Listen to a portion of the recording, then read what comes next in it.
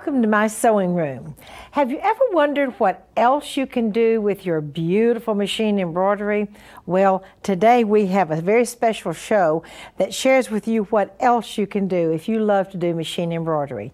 A little bit later on, I'll introduce you to my very special guest, Marlis Bennett, who is Training Director for Bernina of America. This absolutely adorable sweater is a purchase sweater. And Marlis has taken a darling little paper doll embroidery card and embroidered the paper dolls and then put them on the sweater. As you can see, she's used buttons on this little baseball suit. She's used a button baseball and a button baseball bat. And down here on this little dress, she has gathered some lace and done some ribbons and lace and almost made toe shoes out of the little dress. Let me turn the sweater around so you can see that the adorable little paper dolls and the embellishment with the buttons and the lace bows, and they're just absolutely adorable, is on the back, and also the embellishment is also on the sleeves. Here's another purchase sweater which has used the embroideries made into pockets. You can see I can actually slip my hands down in this pocket. And if you'll look all the way on the sweater, and this is just a purchase sweater too, of course all the sweaters are purchased. I can also put my hand in this pocket, and there's some little handkerchiefs and just little scraps of Swiss Island and antique things that have been used also. This one is called If the Shoe Fits. Marlis loves shoes, I can tell you. And there are little shoes of all kinds that have been embroidered all over this sweater. And the little banner on this sweater says, If the Shoe Fits. This is another little sweater that has been embroidered just with little tiny roses that have been scattered all over. It's actually a little sweater suit. This is one of my favorites, of course. It has Noah's Ark. I think a lot of you know how much I love Noah's Ark. A little sweater with the Noah's Ark embellished on the front, and let me turn it around. The little animals also travel around the back. Is that adorable or what? By the way, those are the same Noah's Ark animals that are used for Cecil's nursery. Then another little one-piece suit with puppy dogs and little buttons that have puppy dogs and bones for the little front closing little buttons that are bones. Isn't that adorable? Now, if you would like to make some of these beautiful sweaters, we're going to show you exactly how to do that.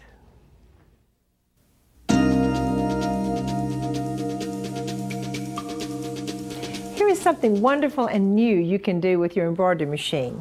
The first technique that Marlis has to share with us is working on organza with the tearaway stabilizer. Here she has embroidered the little rose with the green leaves through the organza and the tearaway stabilizer. And on this little piece, she has shown that you tear away your tearaway stabilizer. And then she has used a heat tool, which she'll demonstrate in just a few minutes, to make a little motif, which she will then attach to your sweater. On the second sample, this is a piece of felt with a tearaway stabilizer. The little teddy bear has been embroidered on the felt and the tearaway stabilizer. And on this one, the cutaway, the whole little motif has been cut away, leaving that little seam allowance around the edge to hand whip it to your sweater. And now to demonstrate exactly how you do these techniques, I would like to welcome my very dear friend and business colleague, Marlis Bennett. Marlis is the training consultant for Bernina of America. And Marlis, welcome to the show. Oh, well, thanks. It's good to be back.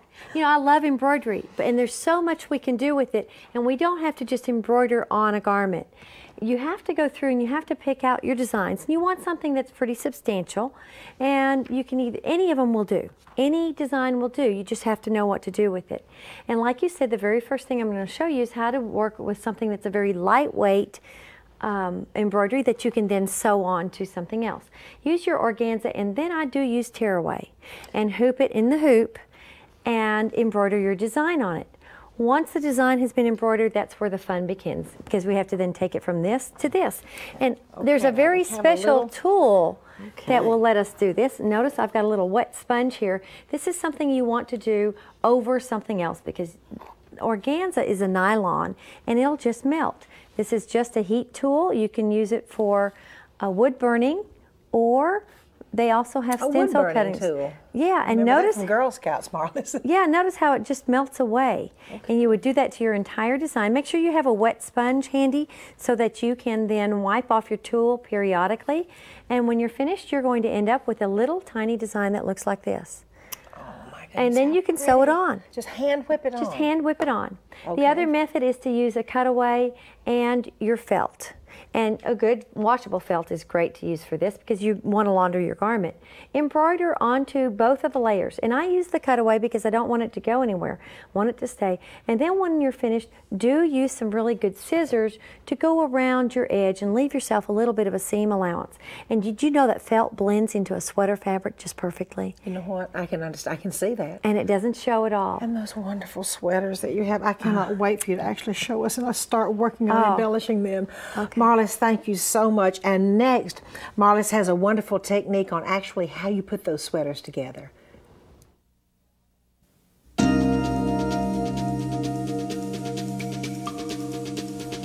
Marlis, we're just going to have fun. Show us these wonderful embellishments that you have used on the sweaters. Okay. This is so much fun. This is for a little girl. It's all done in pinks. What I've done is I've chosen a lace to go around the lace collar to give it a little bit more pizzazz. The very first thing I did was kind of pick out new buttons because sweaters come with some pretty yucky buttons most of the time. So I chose some very nice delicate silver hearts, and that kind of set the theme then for my sweater. I knew I wanted to use teddy bears. I knew I wanted to use hearts. And the very first teddy bear that I embroidered was one that had part of an applique shape in it. And for the applique shape, instead of using a solid piece of fabric, I first created some heirloom fabric. Used some wing needles.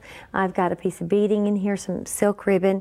And I've also taken that a little bit further. On the back of this little sweater, I've stitched the first bear and then sewed it on by hand. And then instead of using a solid piece of fabric, I used a piece of lace to make an applique bear on the embroidery machine. Cute. Oh, it's fun. And then use various different sized ribbons on this.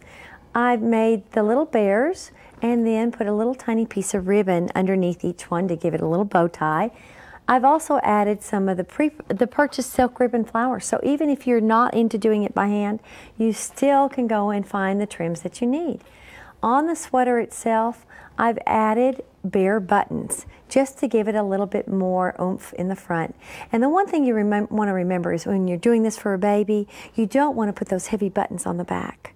No, because they're on their backs most of the time. They're on their backs most of the time. So keep the heavy things away from the back of the sweater. And then you can create a garment like this. And I want to share a secret with you, but a lot of times you can go to the resale shops and find some really cute sweaters. And those are great for practice too. You know what, Marlis, we've had a lot of people to tell us they've gotten a lot of things from the resale shops. And especially a child's sweater, throw it in the washing machine, wash it, it's perfectly all right, then have fun with it. And they really don't wear them that long anyway. Oh, heavens, no, no. So, this is my all-time favorite right here, Marlis, the paper doll sweater. This is really fun. We have a beautiful paper doll card out. There are a lot of them out there, and I looked at that, and they said, we need a sample. And I was like, oh, great, I have boys. So I said, okay, this is going to have to be for myself, and what would I do? So I found a really great sweater at a discount store, because I'm not going to do this on a really good one. And I used felt, because that felt, I stitched them on felt and then hand stitched them on. The felt just melds into the sweater and you really don't see it. Was it on black felt on this black one? Okay, felt. because you had a black sweater. I've even used a small piece of lace to make the little bows that are on some of the designs. I sewed on beads on this one. On this one right here, I used a larger piece of lace and gathered it and then hand sewed it on it. Now you have to do all of Made a little pinafore on that, didn't you? Yeah, and then look at this little cloisonne button that I found to go on the front and some silk ribbon. You have to do all your embellishments first. Pick up the things that go. Now wait a minute. You mean you sew them on first? You sew them on your embroideries first. Oh, okay. Before you put them on your sweater. Then okay. hand sew them to your sweater. And there's no rule that says you can't add some beading and run some bias through that beading just to add a little trim on this raglan sleeve. And your skirt sleeve would match that bias, of course, if you wanted to wear just one skirt and with it. Boys' things are cute too, because this one's got a little belt right here. The only thing I want to say though is you need to make sure you keep all of your laces in scale with your design. Yes, because those are little bitty paper dolls. Right. Now, of course, you know how I love Noah's Ark. I know. And the little bird. Oh, I dropped him. That's okay. That's okay. Now, the one thing you want to do is you want to make sure that you use a machine that has sizing capabilities for your embroidery. Because if the design is really big and you're putting it on a baby's garment, you need to be able to rescale it in the machine. Okay. So that you get it the size that you can use. And here is a finished piece right here, ready to go on to a sweater. You would just take it, it's been cut out, you place it where you want it. I lay them all out and then I sew it on. And this one's got, I took 2 little bunnies to put down by Noah, and this one has a button with a little seal. It's really fun to add the buttons and the trims, and this one has a nice little trim along the top, or the bottom and the top on this sweater. I love those little purchase flowers. Oh, they're Marlis, great. So many people love shoes. I think they're going to adore. I know you're one of those people who love shoes. I am one of those people that I love shoes. And you know, if the shoe fits, you can buy it to, you know, you can finish the phrase however you like.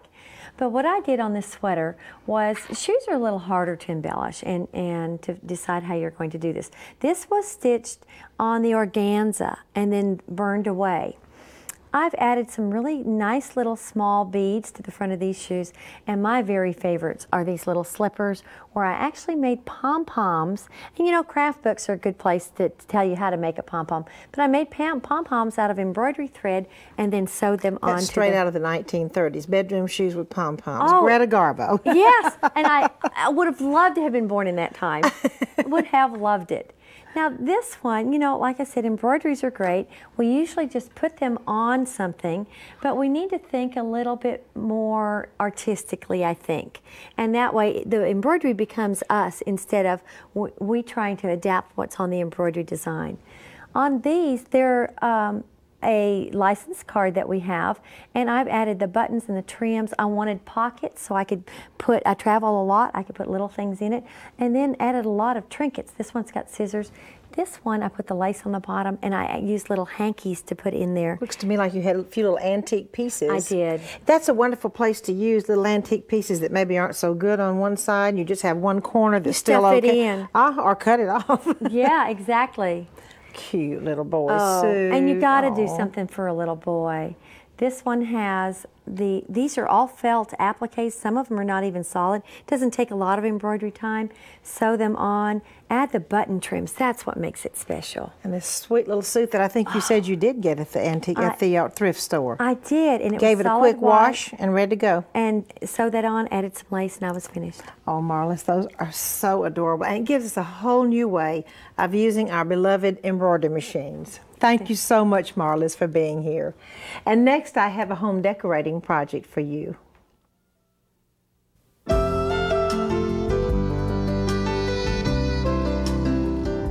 This is a beautiful little angel pillow. It looks to me like a little boy angel pillow. Here is his little head, which has been drawn on with fabric paint. The little wings, I'll show you what those are in a few minutes. It's just little feathers bought at the craft store. He has a little lace collar around his neck, and look at these pretty angel wings. The angel wings and the angel dress are done with a wonderful, wonderful embroidered English netting. However, you could embroider your own if you have netting. You don't even have to purchase anything. And you know what else I like is this cord around the edge and this purple silk dupioni.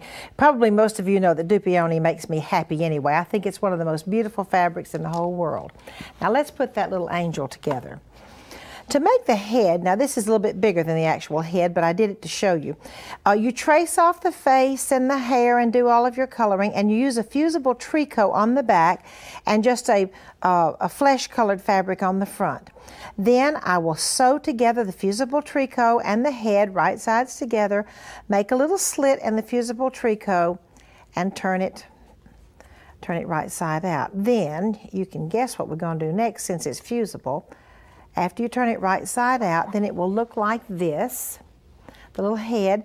And if you would like to make it a little bit puffy, you can put a little piece of batting. All you do then is open the little head and stick a little piece of batting in there to make it puffy. And then you can take your iron and fuse it onto the pillow. That's how you make the little head. This is kind of fun. I'm going to bring the little head up here so I can place it a little bit later. The feathers, this is just a little circle of feathers from the craft store. I have used a little bit of French edging to go around the collar, to go around his collar. So I'll put his little head up here, up a little higher, and then the collar will go, I did need to fuse that, didn't I? Then the collar will go right below it. And then I make the angel arms.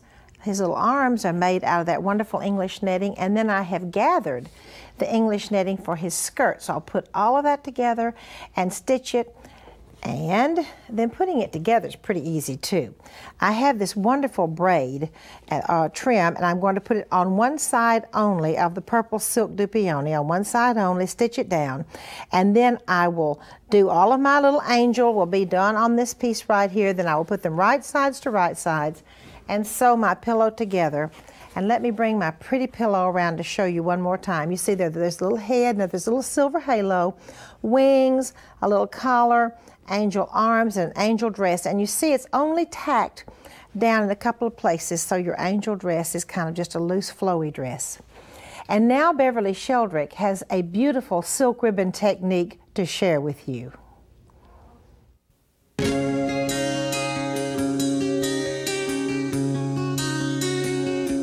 I'm so pleased to have as my guest today my very dear friend and business colleague, Beverly Sheldrick from New Zealand. Beverly is the author of the embroidery book, Colonial Inspirations. She has designed so many wonderful things for So Beautiful magazine, and she is an internationally known teacher for embroidery and especially for silk ribbon embroidery. Beverly, welcome to the show. Thank you, Martha. It's always great to be with you. Now, Martha, today I have this baby blanket. And I've done some beautiful little birds, these bluebirds, which we have here. And then I have the bow dropping from the bird. Now, this is a design, I've used it on this baby blanket, but obviously it could be used in lots of other ways. So I'd like to just talk with our viewers about how we made this bird and then the bow, which is just so easy. So we'll just move that one on. And first of all, we're going to look at the bird. Now, you can see that I've outlined it in orange, which of course you wouldn't be doing, just to make it very, very easy for the viewers to see exactly what I've done. I made a little template, then I lay it down on the fabric, and I went round it, first of all with just some machine thread, and then I went over it and put this outline stitch. Now where we've got the feathers along here, then I did just wobble the outline stitch to get that like that. You'll also see that I have drawn in, I've divided this section here to show where I've got the two different colours as we saw before. Now you can see that I started in this section of the tail here. It's just a long straight stitch filling that section, and then I came down like this, and I came down and kept on going in this same manner down here like this. Now that's fairly straightforward.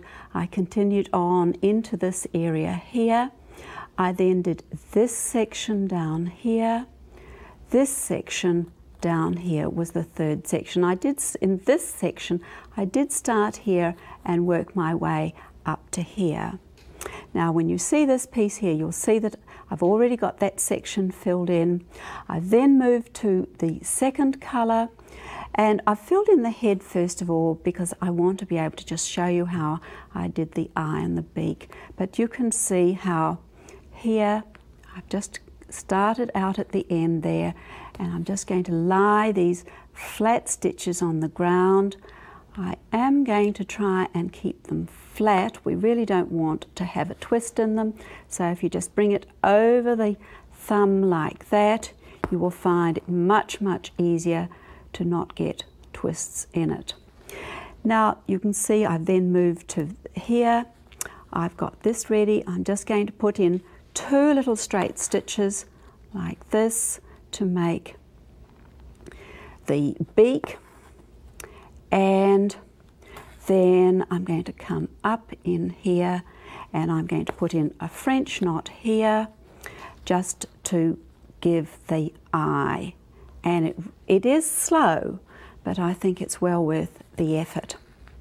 Now the bow, when we come to the bow, you can see I've put this was 11 inches of silk ribbon that I've used. There's just a 4mm silk ribbon. I've tied a bow in the normal manner, and then I've just taken these and I've pinned them into place. And you can see I've got one here where I've already got it shaped like that. I've got my thread here, and I'm just going to do 2 wraps on the needle like that and coming up like this. Really very, very simple to get this bow. And the beauty of doing it this way, Martha, is that you can get your bow all there, you can shape it, and if you don't like your shape, well, you just have to pull out your pins and start again. Just change it. And then that was a 2-wrap French knot that you attached just it with. And easy enough. Surely is. And you can see that I'm actually using a flower thread here, but if you haven't got any of that, well, just a stranded cotton, 2 strands makes a lovely little knot. Beverly, thank you so much. That's a pleasure. And next, we have a technique in the Sewing for Jack and Jill section.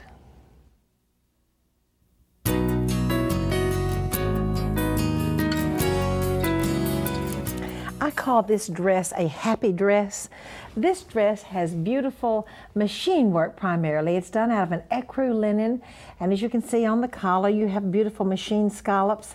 And then coming on down the skirt, you'll see wonderful cutwork embroidery done in so many colors. But the technique I want to share with you is this machine put in hem, which is a scalloped all the way around the bottom of the skirt, but it also hems the skirt. I have seen this technique used not only on children's clothes, but also on ladies' clothes. Now, it's really very easy. Here's what you do. First of all, on the bottom of the skirt, and by the way, we use linen on this dress, on the bottom of the skirt, you either serge or you simply zigzag along the bottom. Then I fold up the hem, and then I put a stabilizer. I used a tearaway stabilizer behind the hem. And now I'm going to simply put a machine scallop. I've already done this for you and gotten it started. I'm going to machine scallop along here, trying to run the center, or running the center of the machine scallop right along the center of that serged line that I did a few minutes ago where I folded the hem up. This really is a beautiful, beautiful hem. And the scallops are so pretty, and oh, you talk about quick and easy. And the reason I ran the serge line or the zigzag line first, so I will not have to go back in, and trim. Let me turn it to the back so you can see. You can actually see the zigzag line that I finished it with first, and then there is the machine scallop. Next, won't you come along to my attic with me?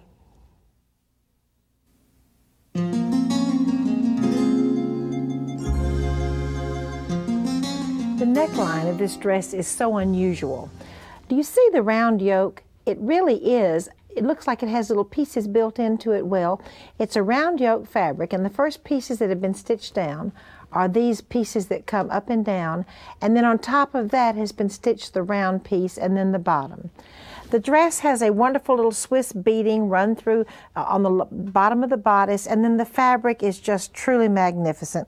The fabric has little cherries embroidered on the top, and then a magnificent border. It's all Swiss eyelet, a magnificent border that goes down to the bottom, and then at the very bottom there is a beautiful strip of fabric and a really pretty wide piece of French lace. Of course, the backs of these dresses are always as beautiful as the front, so let me turn it around so you can look at the back of this really interesting and really intricate and very, very pretty circular. It's almost just a circular yoke, but it's really kind of unusual, and I had never seen anything quite like it when I bought this in London. Thank you so much for joining me in my sewing room today. I'd like to invite you back next time.